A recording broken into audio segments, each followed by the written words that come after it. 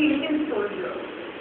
I want to say to you, is the soldier always a because it's a political paradise. I would be the first person to accept that all allegations of human rights violations are not correct, that there are motivated human rights violations as well. Unfortunately, faced in our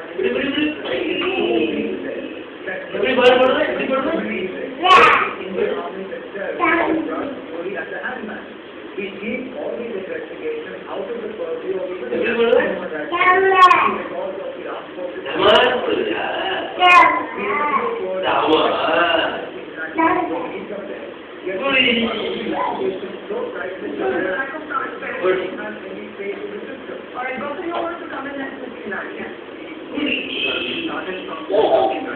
Diksha Siri.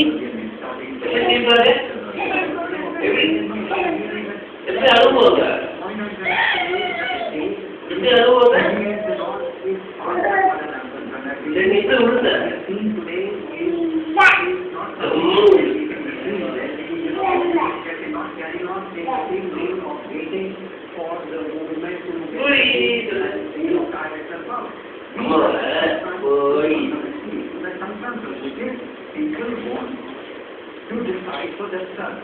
Now the point is, we need to be